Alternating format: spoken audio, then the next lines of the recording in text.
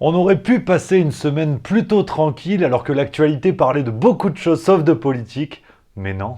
On a pu compter sur Audrey Pulvar, encore elle, sur Éric Dupond-Moretti, toujours lui, et sur bien d'autres, pour nous offrir le 4e épisode de la farce tranquille.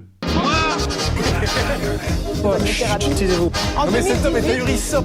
Porte-parole du gouvernement. Ce que vous venez de faire, c'est super.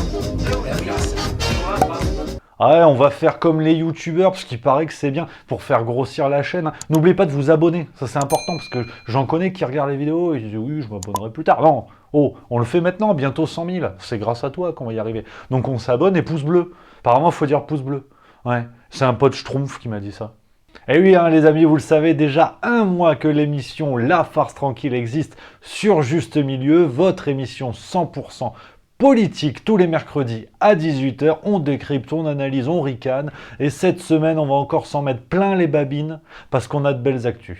Et on commence sans plus attendre avec ce petit voyage dans les Hauts-de-France pour prendre des nouvelles du duel entre Xavier Bertrand et La République En Marche. Et oui, hein, il fallait se plonger dans le Figaro du 21 mai pour prendre connaissance d'un sondage qui fait pas plaisir à la majorité. Oh que non. Ah oui, hein, d'après ce sondage, Xavier Bertrand serait premier aux élections régionales dans les Hauts-de-France, au premier tour à 35%, devant Sébastien Chenu pour le RN qui lui serait crédité de 32%.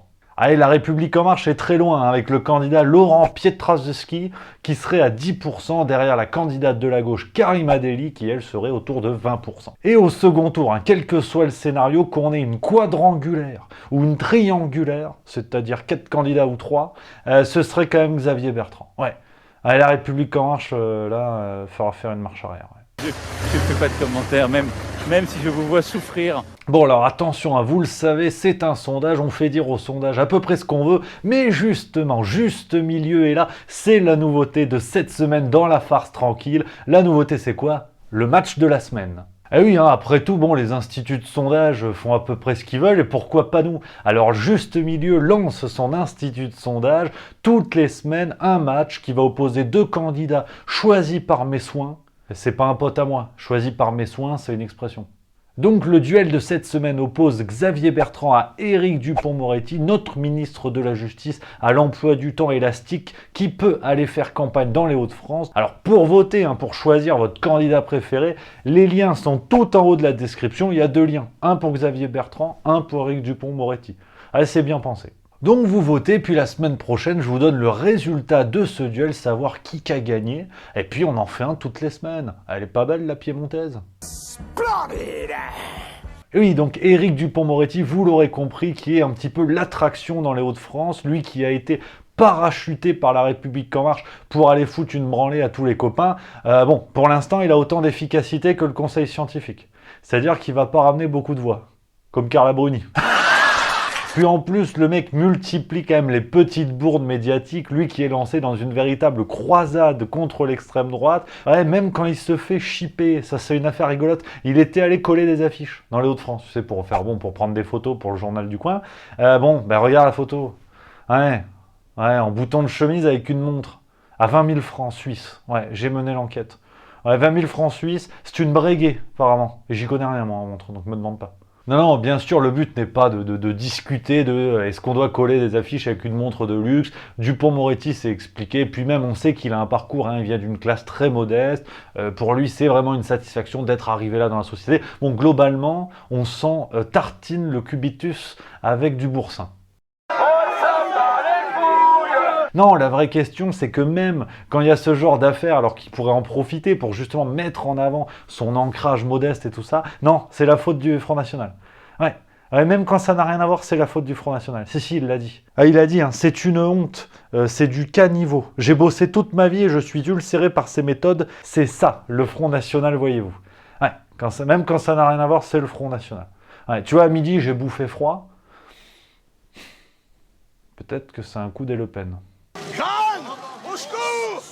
Alors, mine de rien, hein, même si pour l'instant on n'en est encore qu'au niveau des sondages, il y a une question centrale très intéressante sur ce qui se passe dans les Hauts-de-France et il faut le mettre en parallèle avec PACA. Ah oui, tu te rappelles, hein, ces semaines dernières, je t'ai parlé de ce qui s'est passé en PACA avec cette entente entre La République En Marche et Renaud Muselier, le candidat de la droite. Et la question qui se pose, c'est pourquoi La République En Marche ne fait pas une alliance avec Xavier Bertrand? Et oui, si le but ultime, c'est de repousser l'extrême droite, le bruit des bottes, la moustache courte, bon ben, pourquoi ils font pas une alliance? Peut-être que c'est lié au fait que Xavier Bertrand est un candidat potentiel pour les présidentielles. Ouais. Et qu'il faudrait plutôt le laisser aller solo, comme ça le RN gagne et on pourra dire au présidentiel, vous avez vu, c'est la faute de Xavier. Hein. Ouais. Après je dis ça, je dis rien, je suis pas analyste politique. Hein. Mais je pose la question, dites en commentaire ce que vous en pensez, sait-on jamais? Et donc après les Hauts-de-France, on enchaîne avec une région dans laquelle on n'est pas encore allé, Centre-Val de Loire. Et oui, parce que là-bas, il y a l'affaire Perico-Légas. Qu'est-ce que c'est que ça, Perico-Légas? Non, t'inquiète pas, c'est pas un petit resto italien qui vient d'ouvrir en bas de chez toi. Mieux que ça. Et oui, hein, après l'affaire Philippe Ballard, ce présentateur de LCI qui s'est engagé auprès de Jordan Bardella, candidat du RN en Ile-de-France, on a le cas Perico-Légas. Alors Perico, il est journaliste. Ouais, et il est également critique gastronomique et vinicole. C'est sur le vin. Il boit du vin, il dit c'est bon, c'est pas bon. Bon bah c'est son métier. Et il travaille chez Marianne, le journal, pas ma fleuriste. Et il est rédacteur en chef de la rubrique Savoir-vivre, où il dit voilà les bons restos, les bons pinards. Enfin jusque-là, moi je l'aime bien Perico. Et oui, Perico, il était motivé, il a dit qu'il était candidat sur la liste du ministre MoDem des relations avec le Parlement. Ce qui est déjà l'occasion d'apprendre qu'on a un ministre qui fait ça. Et ce ministre, c'est Marc Fesneau, ou Fesneau, je sais pas comment on dit. Donc Perico, hein, il sera candidat pour l'Indre-et-Loire. Ah, il avait un petit ancrage politique dans le coin, il était conseiller municipal dans la ville de Azay-le-Rideau. Ouais, on a des noms de villes pas dingues en France, ouais. Mais bon, du coup, ça fout le bordel chez Marianne parce qu'il est journaliste. Tu sais, à une époque, il y avait l'indépendance. Tu sais, entre le pouvoir, les médias. Ah, c'est une époque que les moins de 20 ans peuvent pas tweeter, hein, comme disait Charles Aznavour. Et donc, ça fout le bordel chez Marianne, hein, parce qu'on a Frédéric Casgrain, qui est un des tauliers du journal, qui a dit non, pas de problème, après le scrutin, quel que soit le résultat, il reviendra au journal faire sa chronique sur la bouffe. Ouais. Mais apparemment, c'est pas le discours de tout le monde, parce qu'on a également Claire Léost, qui est directrice de CMI France, qui est la maison mère du journal Marianne, qui a dit non, il partira. Il partira après le scrutin. Ouais, donc on ne sait pas ce qu'il va faire, Perico. Bon, même si lui, il a dit je n'adhère pas au MoDem ni à La République En Marche. Bon, il se présente sur une liste qui est soutenue par ces deux partis, mais il adhère pas. Non, il a dit il adhère pas. Non, il a dit je ne suis pas du scotch. I'm not a whiskey. Bon, alors le problème, c'est vrai que Perico, c'est ce que je t'ai pas dit, ça c'est le détail, ça reste entre nous. Il est en couple avec Natacha Polony. Ouais, c'est elle, tu la connais sûrement. Ouais, et puis Natacha Polony, elle est aussi dans les tauliers chez Marianne. Et elle a dit, tout sera mis en œuvre en bonne intelligence pour qu'il n'y ait aucune confusion dans les pages de Marianne. Donc, c'est Natacha. Donc voilà, hein, cette affaire Perico-Légas qui montre que de plus en plus de personnalités médiatiques n'hésitent plus à franchir le Rubicon pour aller se présenter. Et donc hein, pour Perico en Centre-Val de Loire, pour vous parler un petit peu des autres candidats. Ah et alors du coup, il fera face à François Bonneau, qui est le candidat Parti Socialiste, Parti Communiste, et tous les autres petits groupes de gauche, sauf les écolos et la France Insoumise qui ont fait un truc dans leur coin. Et c'est le candidat sortant. Ouais, il est là depuis 2007. Ah, ça fait un paquet d'années quand même. Il y aura également Nicolas Forissier pour les Républicains et l'UDI, ou encore Alexandre Nicolic pour le Rassemblement National. Lui, c'est Sandar, ouais. Alexandre, ouais. J'espère pour lui que ça sent pas la cendre. Ah, c'est pas fou. Allez, Rassemblement National, hein, qui en 2015 avait fini en tête au premier tour avant d'être battu au second, donc attention au Rassemblement National, en Centre-Val de Loire également.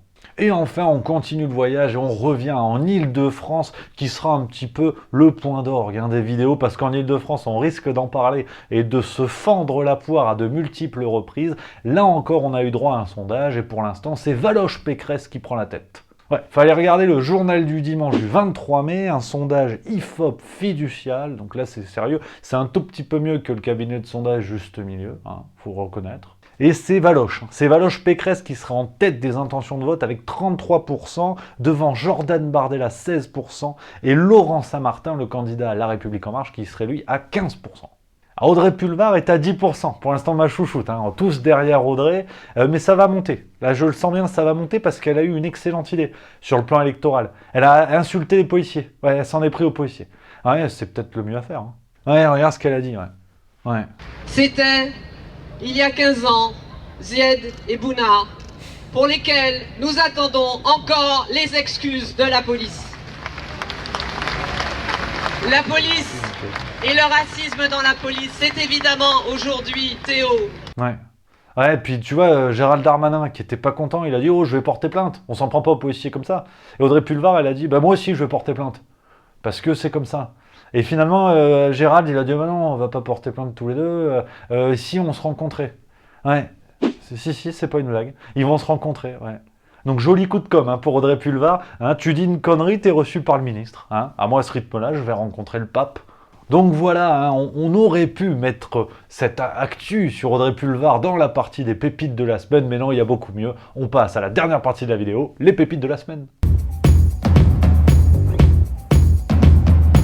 Et on commence avec une idée en or massif hein, qui nous vient tout droit du cerveau d'Emmanuel Macron. Donc là, c'est l'autoroute de l'intelligence.